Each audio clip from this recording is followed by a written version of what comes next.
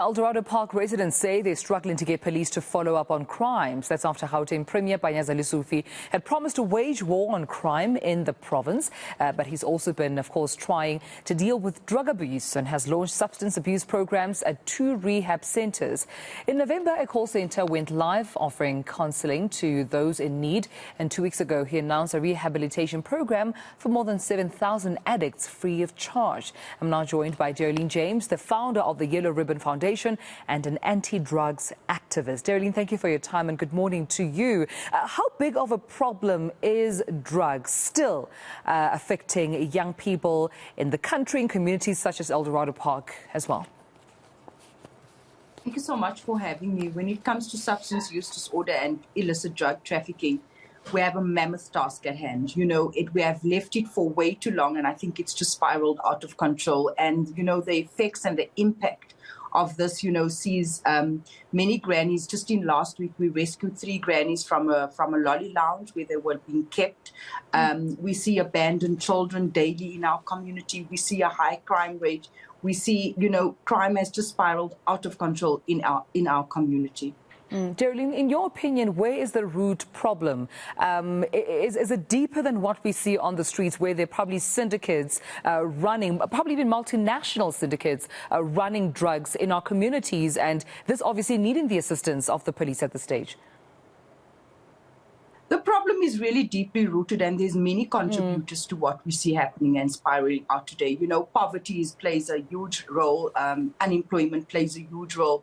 The lack of resources from SAPs, the lack of will from government. It's going to take an integrated approach for us to address substance use disorder in our country. We cannot just have, SAPs coming in and SAPs doing raids and that's where it ends. We need to clamp down. We need to tighten up at our borders. We need additional social workers that actually understands what they are dealing with. We need, our hospitals to actually understand that drug addiction is a medical condition.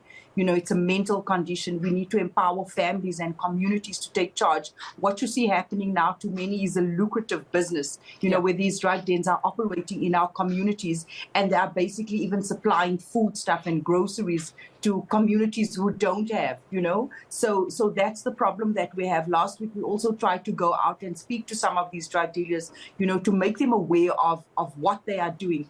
And you find resistance from the actual community itself.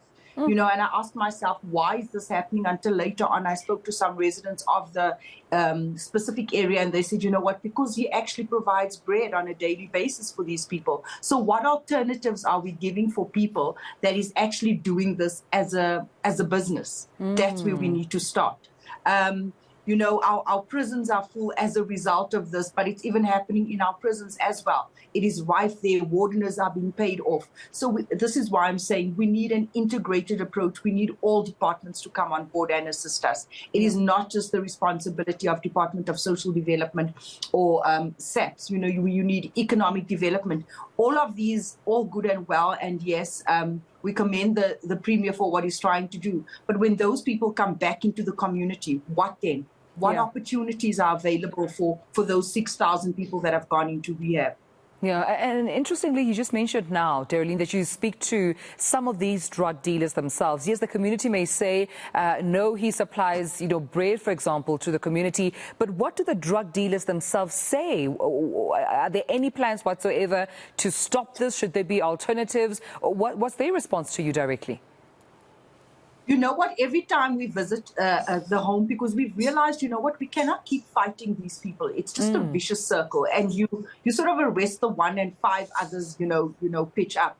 And when we addressed the one drug dealer last week, when we explained to them and we said to them, you making money and you telling us what else are you supposed to do to provide for your family? What about the many moms that are being murdered? What about the mothers killing their children? What about the chaos and, the hurt and that this is causing in our community? And like I said, he said to me, why are you coming to me first? What about the others? And we said to him, where do we start? We've got to start somewhere. And when we go to them, it's why to me first? What alternatives are there for me? What am I supposed to do? There's no jobs. Those are the types of responses we are getting. It's unfortunate, but of course, we appreciate all the work that you're doing and speaking to us as well about this, raising awareness on the impact of drugs in our country. Dereleen, thank you so much for your time. Dereleen James, being an anti-drug and crime activist, as well as founder of Yellow Ribbon Foundation, talking to us about clamping down drugs quite urgently in our community.